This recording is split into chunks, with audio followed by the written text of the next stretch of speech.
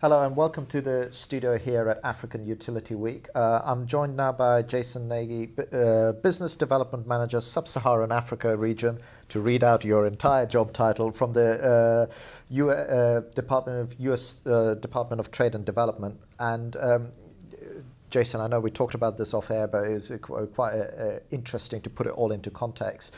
What are you guys doing here in terms of the work you do? Sure.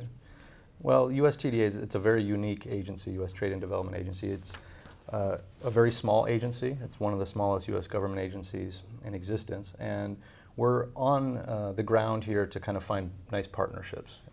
We're very balanced between trade and development, and so we look for opportunities where we can plug in relationships, experts from the states, to willing partners to advance projects. And again, we want to be innovative.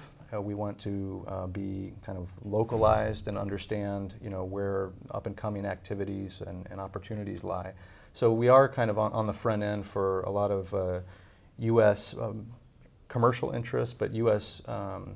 Partnerships in the local market. So trying to identify skills development, looking at infrastructure requirements, the technical, economic, financial possibilities for these projects. And would you create connections where, for example, the US entity doesn't have the bandwidth to go and explore, so maybe all of that could result in more innovative connections than would normally happen? Because if you're a big person, you've got a big R&D department and business development department, chances are you've got feet on the ground anyway. Sure. So is your mandate to try and create more of those innovative connections to sort of help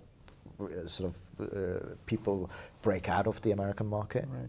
Well, yes, we just launched the U.S. Africa Clean Energy Development and Finance Center, and it was announced last October. We had our first meeting in March, and we do envision it this way as having the linkages with the local financial institutions. I think one of the exciting things is around mini finance and microfinance, and kind of a level of entrepreneurialism that can take root. And I think certainly kind of getting to your point. I mean, a lot of the large entities have processes that can be sometimes a little bit bureaucratic, and I think we look for a lot of kind of freestanding, free market type activities, and kind of inspiring, the common entrepreneur to latch onto that, help take ideas and obtain the financing for those. So I would imagine because earlier on in the interviews during the day, there was quite a number of mentions of skills and things like that, and that would be an obvious connect, wouldn't it, where you've got probably a greater skills base in the US, and to try and create some sort of skills transfer and things like that. Because when it comes to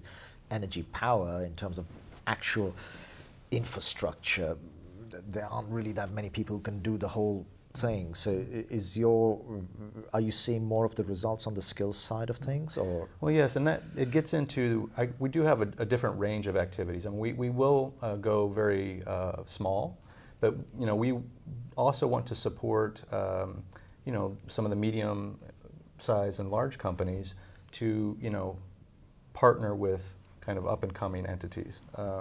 So there is definitely an interest in using different platforms, making new partnerships with new entities to transfer the knowledge and hire local talents that then have connections and knowledge about who to work with and kind of the types of activities to do. So it's a full range of activities. We do get inquiries from a lot of the larger entities to try to identify kind of innovative means of transferring skills and partnering. So it's a full range of possibilities. So tell me, you mentioned earlier on that you're probably the smallest department out there, and and when I hear you talk, it sounds like quite a big job as well that you're trying to do. Well, what are your biggest challenges of trying to create these joins between the entities that you're looking at, and they've got different DNA, different everywhere. So just be curious to hear what some of your challenges are. Yeah, I think, I, again, try to have a kind of a wide range of potential opportunities to kind of go after. And sometimes it's, working with some of the traditional entities, because if they're willing to partner with USTDA, it means that they're open to kind of partnerships, private partnerships. They're not, keeping everything to themselves. I mean, that's a big first step, is developing trust and confidence with key partners. So, what I'm seeing a lot in South Africa in particular is, more of a willingness from local government, from municipalities, to look at solutions within their domain, and then you take that on next to the provincial level and the capabilities of integrating different municipalities, looking at infrastructure requirements more holistically, and then you look at the national government, which does its level best, and with the policy and the process, understanding the large regulations and so on. So it's kind of bridging these three spheres of government that I think is extremely important. I think that's definitely, there's a level of difficulty in building trust between these three spheres of government, using U.S. Trade and Development Agency to help bridge this, to kind of bring best practices, solutions to the table, so that all parties can kind of feel that this is the right thing to do next. So that's from of course that's from a government standpoint. Yeah. And then I think the challenge with the private sector is, of course, it's an innovative community, and I think that gets to the level of entrepreneurialism, and all that's out there. It's a tremendously complex ecosystem, I keep hearing, of interested entities and parties, and it's trying to find a way to tap into that and make them feel comfortable about coming to us. And so we want to look at smaller scale activities and be highly approachable.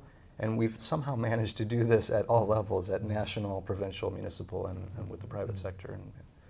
And I suppose the end result is to try and expose U.S. companies to opportunities in Africa. That's the end result. How far are you down that road? I mean, have you got any sort of successes that you can point to and say, well, we kind of were in the mix here? Yeah, sure. Well, first, I wouldn't say it's the end result, because right. I mean, just getting the companies here is never going to be enough. So, you don't stop with just the open door and letting it in. And I think that that's a big thing with us. We have a certain allocation of programming. We program that money, and then you must follow through to make it successful and build off of those relationships. So that's certainly a big part of this. The other aspect is, helping with kind of sustainability, and that may mean moving into more of a training component instead of just a study on an individual infrastructure project. And it's a lot with cross connectivity. So it's not just about energy anymore. It's about water. It's about telecoms, and so it's crossing over and saying, well, we're getting something going with electricity distribution modernization, but what about the connectivity component? What about the telecoms component?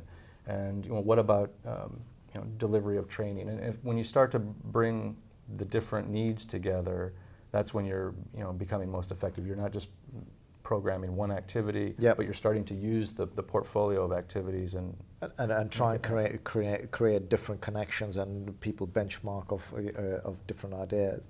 So I want to ask you this question, because you've clearly spent some time, unlike me, being holed up in a studio, some time on the show floor and consuming some of the messages that are coming out there. If you were to give us a summary of hey, that was interesting, or I was a bit disappointed to hear this now, almost if you were to act like our roving reporter, what's your sort of takeaway from the show up until now? Well, I've always been happy with African Utility Week. I think this is maybe my third time participating, and I have to say it's a nice blend of the big picture the inspirational message. It's kind of what's coming out in the future. A specific anecdote, as I remember, the Jeremy Rifkin interview that was fed in, across the Atlantic. Must have been 3 a.m. there when he opened the program in Durban. But that was what kind of inspired me toward smart grid development. And to be honest with you, I'm out in front here for the agency, working across many different infrastructure sectors, and I kind of saw that kind of convergence of the different types of infrastructure. I said, this is, I think, very interesting. It gets to the elements of innovation, and it gets to the elements of making different types of connections to make things happen. So I applaud the event organizers for the big picture approach. And then it's always nice to the network of people, and seeing folks that you've been meaning to catch up with for a long while, and running into them during panel sessions, or afterwards, or just informally on the floor. So I think it's a great program. Yeah, no, I know what you mean by the sort of difference as well, because I remember at European Utility Week, there was a huge amount of telecoms providers, and you're starting to see that here as well, which is what you were kind of alluding to. There's this collision between all the different things. Jason, thank you again for making the time to be here and joining us in the studio, and taking your feet off the floor for a little bit. Must be nice. Thanks for having me. Good conversation. Thank you. And thank you as well for watching. There are lots of white papers and case studies on Engerati, which is the largest resource for the Smart Energy Network. We've got over 600 presentations to watch on demand. And after this event, that'll be probably closer to about 850. So we hope you enjoy all that content, and thank you for watching.